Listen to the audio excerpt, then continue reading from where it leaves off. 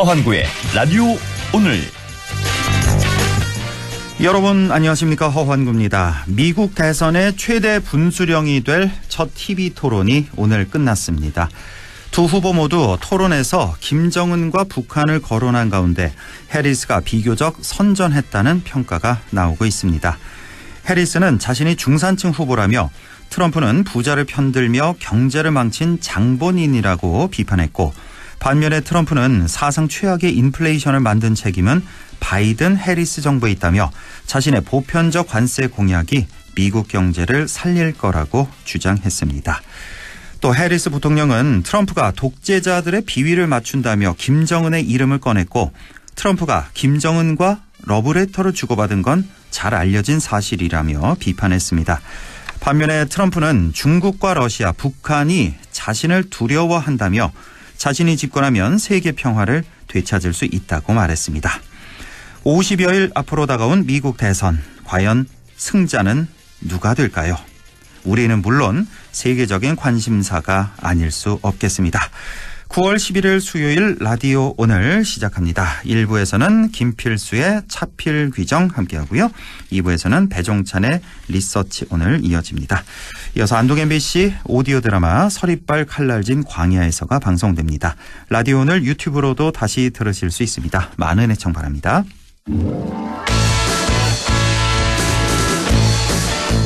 차에 필요한 귀한 정보, 김필수의 차필 귀정, 대림대학교 미래자동차학부 김필수 교수와 함께합니다. 안녕하십니까? 네, 안녕하세요. 예, 이제 추석 명절 얼마 남지 않았는데요. 아무래도 네. 명절에는 또 장거리 운전도 많고 또 밀리는 도로에서 또 오랜 시간 운전을 하게 되는데, 자, 명절 때 자동차 고장으로 고생하시는 분들이 이렇게 꽤 많다면서요? 생각보다 많습니다. 그래요? 그러니까 뭐 직장 다니다가 이 명절 때 가족을 동반해서 본인이 이제 가족의 안전을 책임지고 운전을 해야 되는데 미리 자동차가 고장이 안 나다 보니까 뭐 갔다 오는 거 이상 없겠지라고 생각해서 안이하게 생각하는 경우도 있거든요. 근데 이상하게 차라는 게 사람도 어디 가면은 뭐 병원에서 멀어지면 아프고 병원 가면 안 아프고 차도 묘한 게 있어요. 3만 개의 부품이어서 그런지 모르겠지만은 특히 이제 노후화된 차 있죠. 그래서 특히 뭐 7년, 8년 넘어가게 되면은 생각지도 못하는 부위에 고장 부위가 생기기 때문에, 그래서 이 장거리 운전, 특히 혼자 가는 게 아니라 가족의 안전을 책임지는 입장에서는 맞아요. 미리부터 차량 점검을 단골 정비업소에서 전체적으로 훑어보는 것이 무엇보다 중요하다고 말씀드릴 수가 있습니다. 네, 미리미리 차량 점검 중요하다. 그리고 무엇보다 중요한 게, 저도 이렇게 밀리는 도로에서 오랜 시간 운전하다 보면 마음가짐이 제일 중요한 것 같아요. 너무 이렇게 조급하게 생각하지 말고 조금 여유를 갖고 이렇게 운전하시는 게 가장 특히 중요하죠. 이제 우리 이 나라 같은 경우는 운전할 때 상급 운전, 급출발, 급가속, 급정지를 좀 많이 하는데 앞뒤차의 간격 충분히 뛰시면 괜찮은데 앞에서 급브레이크 잡으면은 다중 추돌 사고가 많이 발생을 하거든요. 그러니까요. 그래서 이번에 가실 때는 좀 더 여유 있게 앞뒤차의 간격 충분히 뛰시고 또 이 밀리는 구간 자체도요, 그 시간을 스트레스 받지 마시고 이 여행의 한 일환이라고 생각을 해서 가족 동반해서 편하게 가시는 마음가짐이 무엇보다 중요하지 않나 보고 있습니다. 그래서 그 시간을 이용해서 가족들과 또 못했던 대화도 좀 많이 나누고 이렇게 여유를 갖고 운전하시면 좋을 것 같습니다. 자, 이제 미리 점검과 정비를 받아 놓는 게 상당히 중요할 것 같은데, 특히 어떤 부분을 좀 점검해 주는 게 좋을까요? 차량하게 되면은 뭐 전체 부위를 다 봐야 되지만은 주로 많이 고장나거나 안전에 직접적인 영향을 주는 부분들을 집중적으로 보는 게 중요합니다. 혹시 본인이 개인적으로 볼 줄 알면 어느 정도 좀 보고 또 정비업소에서는 리프트에 올려서 밑에까지 다 볼 수가 있거든요. 예를 들어서 타이어 공기압 또 마모도에 대한 것들은 일일 점검이라고 해서 하루 이상 봐야 되는데 고속에서 사고가 일어나면은 큰 사고로 이어질 수가 있기 때문에 타이어 공기압, 마모도에 대한 것들 면밀히 보고, 또 보실 때 이물질, 특히 못이라든지 이런 것들이 박혀 있는 경우도 있어요. 그래서 실펑크라고 해서 약간씩 새는 경우도 있거든요. 그다음에 뭐 냉각수, 엔진오일, 브레이크 오일도 상태 보셔야 될 것 같고, 워시액 충분히 넣으시고요. 그다음에 와이퍼 고무 같은 경우에도 오래되면은 앞에 이 앞유리에 자극이 남지 않습니까? 그리고 배터리 같은 경우에도 특히 이제 2년 반, 3년 되면 수명이 끝났기 때문에 완전히 교체를 하셔야 되는데, 이게 이제 현상이 일발 시동이 안 된다든지 또는 계기판에 이 등화 밝기가 어두웠다 밝았다 하는 거는 이 배터리가 수명이 다 된 겁니다. 그런 어떤 전조 현상이 있고 배터리 교체를 하셔야 되고, 또 브레이크 등부터 각 차폭등, 등화장치의 이 램프가 끊어졌는지 이것도 한번 확인하시면 좋을 것 같아요. 이 배터리 말씀하셔서 좀 여쭤보겠는데 네. 보통 그냥 일반 세단 있잖아요. 네. 이런 경우에 배터리를 몇 년에 한 번 정도 가는 게 좀 좋을까요? 일단 수명의 이제 비용에 따라서 더 좋은 게 있고 일반형 이런 여러 가지 종류가 있어요. 일반형일 근데 때. 근데 일반적으로 볼 때는 2년 반, 3년 정도 사이라고 보시면 될 것 같아요. 생각보다 빨리 바꿔야 되는군요. 그럼요. 그래서 어떤 분들은 뭐 4년 넘은 거 이런 경우도 있는데 이거는 수명이 거의 다 끝난 경우도 많아서 어느 순간에 그냥 나가버려요. 전조현상이 없는 경우도 있거든요.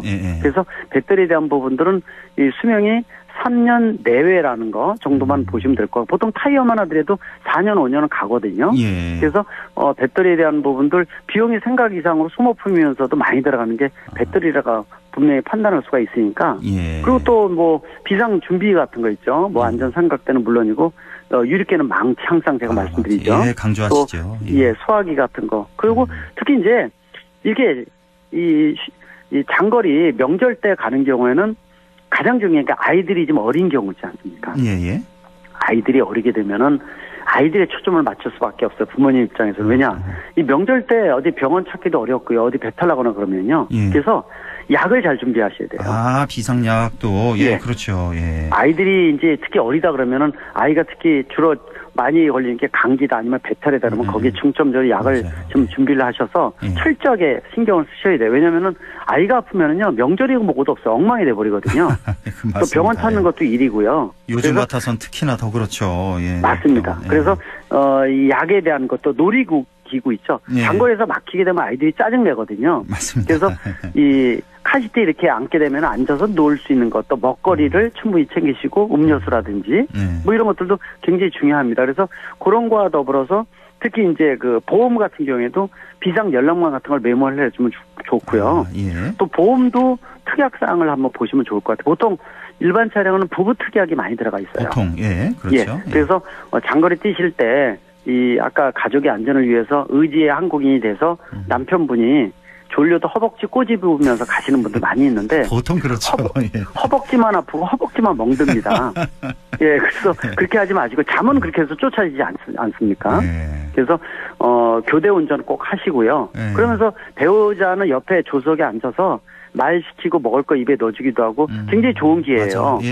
그리고 이제 너무 피곤하면은 휴게소나 졸음 쉼터에서 조금 한 20-30분 이 쪽잠 자다가 이렇게 출발하셔도 개운하거든요. 그래서 방법을 찾는 것도 굉장히 중요하다 볼 수가 있습니다. 허벅지도 많이 꼬집고 자기 뺨도 많이 때리고. 근데 저는 참 제일 이 졸음운전 때 도움이 되는 게 물이나 음료수 이렇게 마시는 거 있잖아요. 차가운 음료, 시원한 그거 마시는 게 제일 도움이 많이 되더라고요. 괜찮답니다. 그리고 이제 간혹 커피 같은 것들도 괜찮고 카페인이 괜찮거든요. 그래서 한두 잔 정도 괜찮고 또 입에 넣고 씹으면은요 이 운동이 졸음을 쫓을 수가 있대요. 그렇죠. 그래서 뭐 심지어는 조석에 앉아 있는 배우자가 목 같은데 이렇게 눌러주기도 하지 않습니까? 그래서 이것저것 하면서 잠을 쫓고 얘기를 하다 보면은 그냥 조용히 가만히 있고 조석부터 식구들이 특히 돌아올 때 있죠. 귀경할 때 전멸하지 않습니까? 전멸한다 그러거든요. 그렇죠. 모두 다 쓰러져서 혼자 의지를 갖고 운전하시는 분이 있거든요. 특히 심야에 그 눈 부릅뜨고 있죠. 이거 굉장히 위험합니다. 절대로 하시면 안 됩니다. 그렇습니다. 아까 참 그 배터리 말씀하실 때 하나 좀 더 여쭤보고 싶은 게 그 배터리 수명 늘리려고 그 블랙박스 있잖아요. 그걸 연결선을 주차해놓고 그걸 이제 빼놓고 다시 운전할 때 다시 끼우고 이런 분들도 많이 계시던데 이런 건 사실 좀 도움이 됩니까? 왜냐하면 이 주차 시에 블랙박스에서 그 배터리 소모가 많다 그래서요. 맞습니다. 그게 초기에 나왔던 영상 블랙박스가 그런 문제가 많았어요. 그래서 뭐 2-3일 동안 주차시켜서 여행 갔다가 차 찾으러 갔더니 아예 방전되는 경우가 많았거든요. 근데 최근에 나오는 영상 블랙박스는 어느 정도 이 배터리 소모가 되면은요 차단시켜서 끊어버립니다. 그래서 그래요? 지금 말씀하시는 거는 초기에 나왔던 영상 블랙박스 같은 경우에는 실제로 뭐 주차시켜도 이게 끊어지지 않고 계속 전기 소모가 커가지고 문제가 되는 경우에는 당연히 빼놓는 게 좋아요. 근데 최근에 나오는 거는 주차 중에도 감시 기능이 있어요. 차에 손상을 갈 수도 있거든요. 맞습니다. 그래서 그 주차 기능에 감시 기능까지 도는 경우에는 전류를 최소화시키는 기능도 있어서 그래서 그런 것들이 영상 블랙박스의 기능이 최신 건지 옛날 건지 그 기능이 있는지 없는지 요거 확인해 보면서 하는 거 빼놓고 아니면 꽂아놓는 게 중요하다고 말씀드리는데 일단 빼놓으면 감시 기능은 없어집니다. 그렇죠. 예. 예, 그래서 그 영상 블랙박스의 상태 또 내가 구입한 게 어떤 모델인지 보시면서 그 방법도 하나의 좋은 이 행위라고 볼 수가 있습니다. 그렇군요. 예. 자, 또 전기차 협회장 맡고 계시잖아요. 네. 우리 지금 전기차 몰고 계신 분들을 위해서 특히 전기차 어떤 부분을 좀 점검해 두는 게 좋을까요? 일반 내연기관차는 틀리다는 생각을 가지시는 게 중요합니다. 지금 최근에 들어와서 전기차 화재가 생기면서 전기차 안전교육에 대한 부분들이 목소리가 많이 나오고 있고 저도 항상 강조했던 부분이거든요. 예. 그래서 움직이는 가전제품이기 때문에 어떤 특징이 있냐면은 장거리를 뛸 때 국도 같은데 과속 방지턱 도색이 벗겨져가지고 폭이나 높이가 틀린 것들 내연기관차는 바닥 치면서 지나간 경험들 다 있으실 거예요. 그렇죠. 근데 전기차는 바닥 치시고 지나가시면 안 됩니다. 예. 이거 반복해서 하게 되면은 배터리 셀의 불량이나 단락까지 일으켜서 화재라든지 각종 문제를 일으킬 수가 있어요. 예. 그리고 침수도로 국지성 폭우가 내렸을 때는 침수도로도 내연기관차보다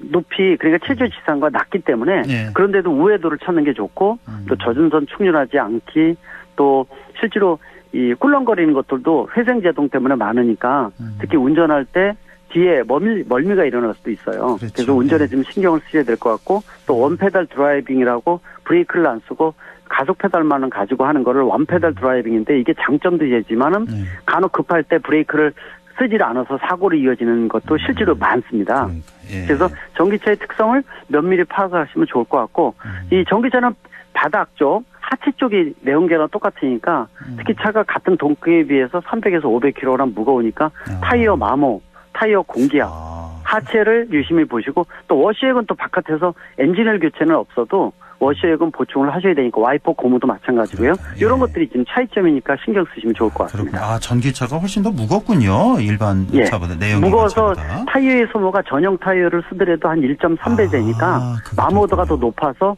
그거에 대한 스트레스도 좀 있다고 볼 수가 있습니다. 그 배터리 무게 때문에 그런가요? 그렇죠. 배터리 무게가 워낙 크고요. 무거운 부피 대비해서 무거운 것들이 많기 때문에 동급 대비해서 300에서 500kg. 그러다 보니까 기계식 주차를 들어갈 때 마음대로 들어가시면 안 됩니다. 기계식 차 크기 집다고 그냥 들어갔다가요. 고립된 분도 실제로 있어요. 아이고 그렇군요. 예, 예, 신경 쓰셔야 되도록이면 되는 상황입니다. 예, 기계식 주차는 피하라. 전기차는 그런 말씀이시고 졸음운전 절대 피하라는 말씀 아주 강조를 해주셨고 또 명절 때는 또 우리가 차례 일어나서 이제 음복을 또 한 잔씩 또 하는 경우가 많아서 이거 음복 한 잔 해도 사람에 따라서 이거 단속 걸릴 수도 있습니다. 그럼요. 요새 기준이 강화돼서요. 한 잔이 바로 넘어갑니다. 그래서 일단 알코올은요. 입에 음복 있죠. 입에 대지 마세요. 입에 대지 마시고 특히 우리가 이 음주 문화에 대해서는 관대한 부분들이 많이 남아 있어요. 그러다 보니까 요새 보면은 공인들 음주운전 때문에 사회적 이슈가 되기도 했는데요. 절대로 음복이고 뭐고 음주 특히 운전하는 분 있죠. 입에 대지 마시고요. 내가 다음 날 오후에 간다 그러면은 오늘 뭐 약간 마셔도 되는데 아침 일찍 출발한다 그러면은 이게 숙취가 남아있고 굉장히 위험하거든요. 그리고 아예 이 배우자한테 맡긴다든지 교대 운전하는 분들은 한 분이 잡시고 한 분 안 잡셔도 괜찮아요. 근데 그렇죠. 그렇게 되면 올라갈 때 혼자서 다 운전해야 되니까 힘들지 않습니까? 그런 걸 생각해서 아예 술을 먹어야 되는 자리가 아니면은 굳이 한 잔 정도 입에 된다 그러면은 그거 안 된다고 뭐라 그러지는 않거든요. 그렇죠. 되지 마시고 그냥 일반 음료수 잡시는 게 물 먹는 게 제일 낫습니다. 네, 이제 추석 명절 아무래도 장거리 운전 많이 하시게 될 텐데 부디 안전운전 하시기 바랍니다. 자, 우리 교수님도 추석 명절 잘 보내시고요. 다다음 주에 또 연락드리겠습니다. 고맙습니다. 알겠습니다. 네, 고맙습니다. 네, 지금까지 대림대학교 미래자동차학부 김필수 교수와 함께했습니다. 라디오 오늘 2부에서 뵙겠습니다.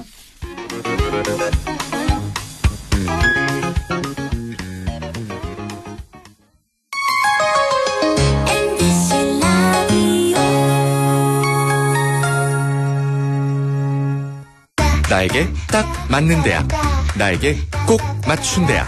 나만의 경쟁력을 원한다면 안동과학대학교로 오라.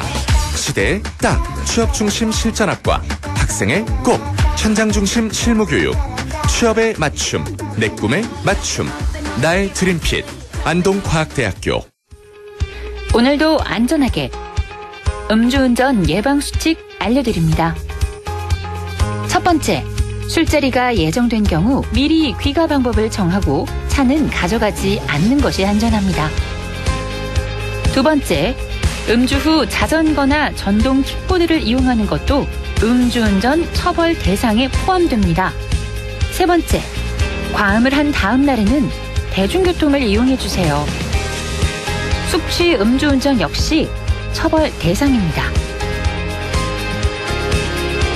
네 번째, 음주운전을 방조하는 경우에도 3년 이하의 징역형 또는 1,000만 원 이하의 벌금형에 처해질 수 있습니다. 적극적으로 말려주세요. 위험한 음주운전 미리 예방하여 소중한 생명을 지켜주세요.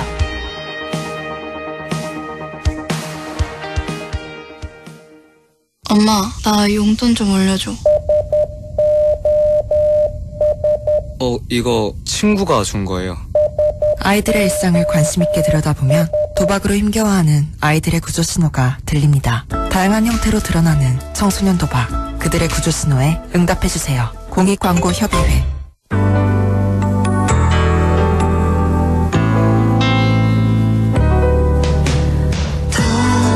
어렵던 날도 많았죠. 우리 함께 한다면 따스함을 느껴요. 사랑이 있어요. 소중한 꿈을 이뤄봐요. 우리 함께 여기 있으니 감동과 사랑 있는 MBC 라디오 문화방송 100.1 MBC 라디오.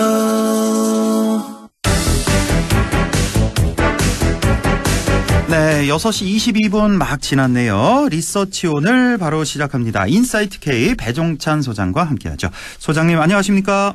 안녕하십니까, 배종찬입니다. 네, 자 대통령 국정 운영 평가 뭐 큰 변화가 있습니까 이번 주?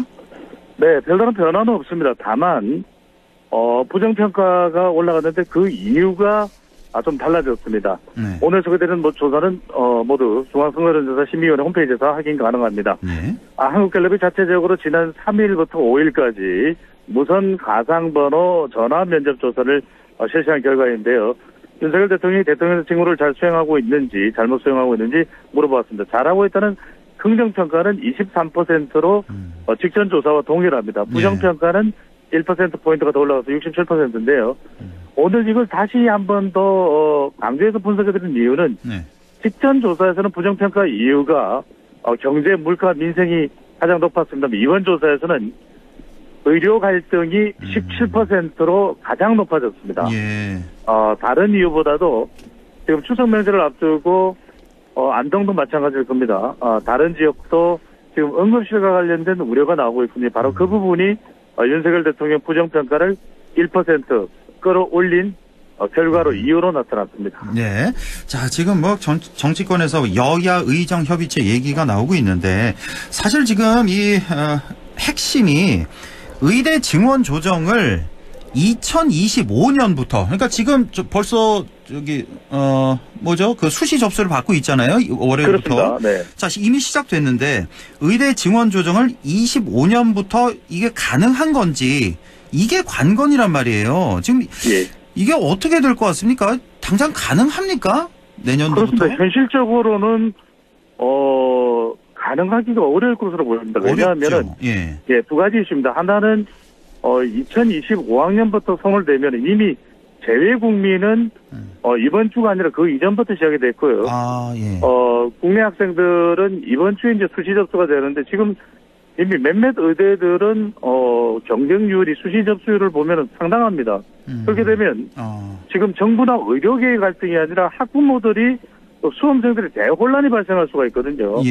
그러면 그걸 다시 바꾼다 그러면 입시대에서 자체를 고쳐야 되는데 거의 불가능에 가까운 것으로 보입니다. 왜냐하면은 이렇게 되면은 수험생들의 대혼란이 올 수밖에 없고 학부모들이 오히려 갈등의 전면에 나서게 되면서 더 큰 혼란이 초래될 수 있거든요.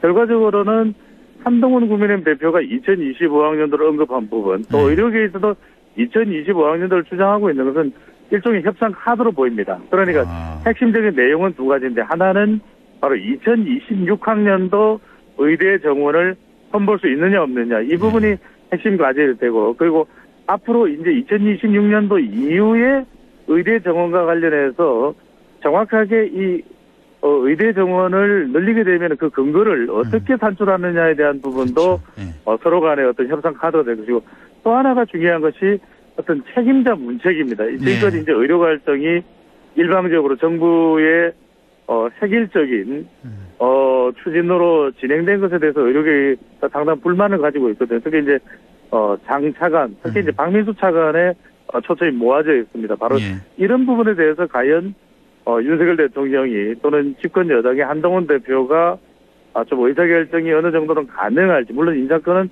대통령의 고유 권한이기는 합니다만 협상의 폭을 넓힐 수 있다는 점에서는 그렇습니다. 인사 부분 또 하나는 2026학년도 입학 정원의 조정 여부가 중요한 과제로 보입니다. 지금 의료계에서는 대통령의 사과 그리고 장차관 교체를 주장하고 있는데 적어도 다른 건 몰라도 최소한 차관 정도는 경질을 해줘야 의료계가 이 협의체에 들어올 수 있지 않나 지금 그런 생각이 좀 들고.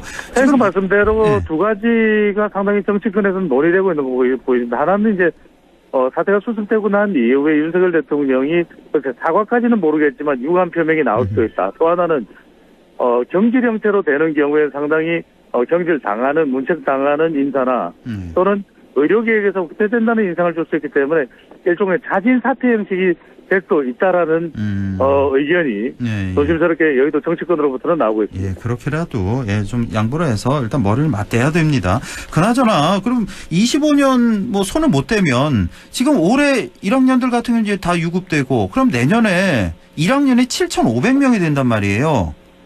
근데 이게 지금 일선 학교에서 가능한 얘기인가? 시설, 장비 이런 거 다 필요하고 강의실도 늘려야 되고 참 이것도 참 문제입니다. 가만 보면은. 바로 그 부분입니다. 회원님 말씀대로 긴급 컨틴전시 긴급 플랜이 필요해 봅니다. 두 가지입니다. 하나는 그만큼 예산과 인프라를 확충해서 많은 학생의 숫자를 단순히 이제 유급되는 학생뿐만 아니라 늘어나는 학생 1,507명이 늘어나는데 그러니까요. 그 학생들에 대한 교육 인프라도 가능하겠냐. 또 하나는 방금 전에 말씀하신 대로 의대생들이 지금 일종의 휴학을 집단하기 때문에 그 부분인데 이 부분이 과연 어떤 식으로 계절 보강 수업 등으로 보완이 돼서 그 부분에 대한 유예 조치 그러니까 유급되는 학생들이 발생되지 않도록 하는 그런 장치들이 과연 마련될 수 있냐. 이 부분이 관건이 될 것으로 보입니다. 예, 좀 앞으로 좀 지켜보고. 자, 이재명 대표가 지난 일요일이었죠. 8일에 이제 문재인 전 대통령 방문했는데 이전 만남보다 상당히 화기애애했다는 평가가 지금 나오고 있는데요. 지금 어떻게 보셨습니까? 이 두 분 만남. 그렇습니다. 정치적 효과는 분명히 있는 것으로 보입니다. 물론 이제 법적으로는 국민의힘에서는 일종의 방탄 빌드업 아니냐라는 비판이 제기되고 있습니다. 왜냐하면 10월 위기설이 나오고 있거든요.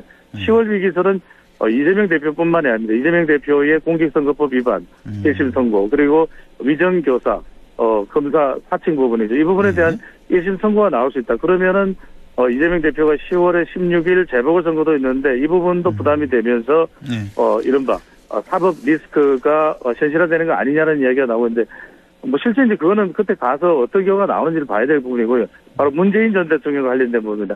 딸의 이 수사와 관련된 부분, 실제로 딸인 문다혜 씨의 압수수색 영장에는 문재인 전 대통령이 피의자로 명시가 되어 있거든요. 그런 만큼 문재인 전 대통령도 소환 조사 요청이 있었습니다만 그 부분에 대해서는 참석을 하지 않았습니다. 근데 이제 앞으로 이런 부분들을 계속 검찰이든 현 정부에서 압박을 가해올 수 있기 때문에 울산시장 선거와 관련된 구형도 선고가 있었나요? 검찰 구형이 있었죠. 그런 부분들도 문재인 정부에서 있었던 부분에 대한 부담이 될 수 있는데 그런 어떤 법적인 위기 부분에서 여론상으로 중요한 건 이제 정치적인 방어 효과가 있느냐. 그 부분은 이제 국민의힘에서는 방탄이라고 비판을 합니다만 그래도 문재인 전 대통령 이재명 대표의 만남이 8일날 화기애애했다 이런 평가를 받고 있거든요. 40여 분간의 비공개회담 동태가 있었고 그리고 또 실제 이 회담 이후에 손을 번쩍 들면서 민주당이 재집권하는데 힘을 써야 될 것이다 이런 이제 덕담도 온 것 같고요. 당당하게 강하게 맞서겠다는 문재인 전 대통령의 발언도 있었고 그러니까 뭐 법적으로야 비판도 할 수 있고 어떤 위기가 다가오는 부분에 대한 부분도 예상이 부분적으로 될 수도 있습니다. 하지만 중요한 건 이제 여론상의 이 부분이 문재인 전 대통령 그렇고 이재명 대표가 흔들리느냐 이 부분인데 이를 이제 친문, 친명 이른바 정치적으로 결집하는 만남의 효과는 분명히 있는 것으로 보입니다. 근데 또 보도가 이렇게 지금 많이 되고 있지는 않는데 그날 당일 저녁쯤인데 그 평산 책방 있잖아요. 예. 여기서 아주 폭행 사건이 일어났는데 그 일하던 직원을 한 20대 남성이 상당히 심각하게 폭행을 했다. 그래서 뭐 척추뼈, 갈비뼈 뭐 부러지고 팔 골절되고 이랬다는데 이게 상당히 좀 굉장히 좀 문제가 되겠더라고요. 이제 혹시 문재인 대통령이나 아니면 이재명 대표를 노린 범죄는 아니었을까 해서 그렇죠. 좀 그러네요. 예. 정치인에 대해서 호불호가 있을 수는 있습니다. 그렇다고 해서 지난번에 이재명 대표가 가덕도에서 기습당하는 사건이 있었고 또 배현진 의원이 또 피습을 당하는 서울이었던가요? 있었지 않습니까? 그렇습니다. 그런 일이 있어서는 안 되죠. 그렇습니다. 정치적으로 호불호는 있다 하더라도 그것을 물리적으로 물리력을 행사해서는 절대로 안 되는 일이고 그렇기 때문에 전직 대통령이기 때문에 경호 시스템은 가동되고 있지만 만에 하나라도 그런 불행이 또 아차하는 사태가 있어서는 안 될 것으로 보입니다. 자, 한동훈 대표 패싱 논란이 지금 이번 주 계속 불거지고 있는데 윤 대통령이 이뇨한 최고, 김민전 최고, 그다음에 윤상현 의원 불러서 번개 모임을 가졌다. 근데 한동훈 대표 쏙 빼고 친한계 최고위원들도 다 쏙 빼고 어떻게 해석하십니까? 이 패싱 논란. 그렇습니다. 이거는 이제 첫 번째로는 여전히 윤한 갈등 또 윤석열 대통령과 한동훈 대표의 관계가 껄끄럽구나. 이렇게 이제 접근해서 해석을 해볼 필요가 있을 것으로 보입니다. 물론 이제 윤석열 대통령이 누군가를 만나고 또 번개 해동이라고 하니까 그것이 어떤 정치적 의도를 과도하게 해석을 하는 것은 또 적절치 않을 수 있습니다. 하지만 이제 추석 이후로 한동훈 대표와의 만찬은 연기하면서도 이른바 한동훈 대표와 가깝다라고 할 수 있는 친한계 의원이나 최고위원이 아닌 또 친윤계 최고위원이나 의원들과 함께 자리를 했다. 더군다나 지금 의료 갈등도 있고 의료 공백 명절을 앞두고 엄중한 시기 아니겠습니까? 그런데 그런 만찬을 했다는 것에 대해서 부적절성을 제기하는 것이고요. 지지율상에서 저는 이제 데이터 분석 전문가니까요. 여전히 지금 윤석열 대통령이 아까 지지율 말씀드렸습니다. 낮은 상태. 그리고 국민의힘 전당대회 때 컨벤션 효과로 지지율이 올라갔었던 것을 상당 부분 반납한 상태에서 한동훈 대표의 경쟁력도 잘 안 자라나고 윤석열 대통령의 국정수행 지지율도 낮은 상태라면 사실 협력이 필요하지 않겠습니까? 이른바 우리가 어떤 협력을 통해서 얻게 되는 효과를 시너지 효과라고 하는데 지금은 계속해서 그런 만남 자체의 성격을 떠나서 그런 일이 있으면 바로 나오는 평가가 윤한 갈등이 있구나. 한동훈 대표가 패싱 왕따 당했구나. 이런 해석이 나올 수밖에 없다면 그거는 국민의힘이든 또 윤석열 대통령이든 상당히 부담이 될 수밖에 없거든. 그러니까 말 그대로 이것이 한동훈 대표와 윤석열 대통령의 관계입니다. 두 사람의 관계를 언제쯤이면 지지율도 동반해서 커플링해서 끌어올릴 수 있는 협력 관계가 될지 그 부분에 초점이 맞춰지는 것으로 보입니다. 자, 오늘 계속 언론에서 시끌시끌 하던데 김건희 여사 그 마포대교 시찰이라고 해야 될까요? 자, 지금 뭐 검찰과 권익위에서 명품백 관련해서 좀 털어주기 하는 그런 모습을 보이고 있는 이때 자, 김건희 여사가 마치 대통령이라도 된 듯한 그런 광폭 행보를 바로 보이고 있다.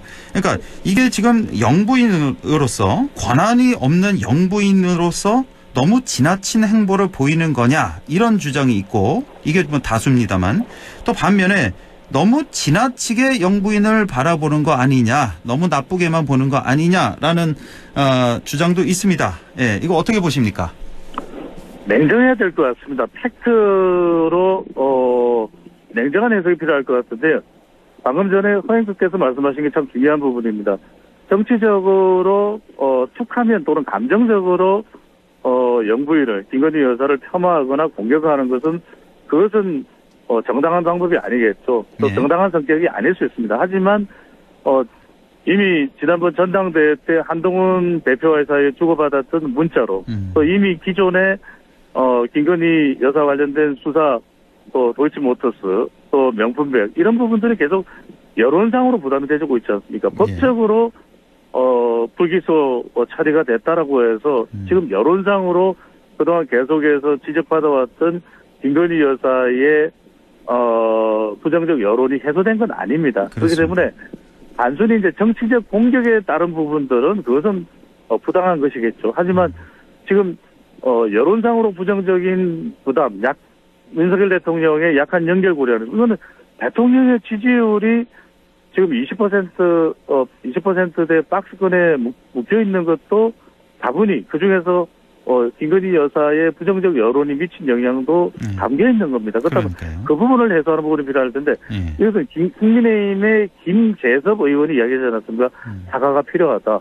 그래야 윤석열 대통령의 지지율도 더 올라갈 수 있는 모멘텀, 디딤돌을 만들 수 있을 것으로 보입니다. 그러니까요. 예, 그 후보 시절에 사실 뭐 허위 학력, 허위 경력 비롯해서 뭐 도이치모터스 관련한 의혹 관련해서 대국민 사과를 했지 않습니까? 만약에 남편이 대통령 되더라도 조용히 아내 역할에만 충실하겠다. I believe 노래를 깔면서 그렇게 대국민 약속을 했는데. 그렇습니다. 그렇지만 다만 뭐 허영도 말씀하셨던 대로 짧게 정리하겠습니다.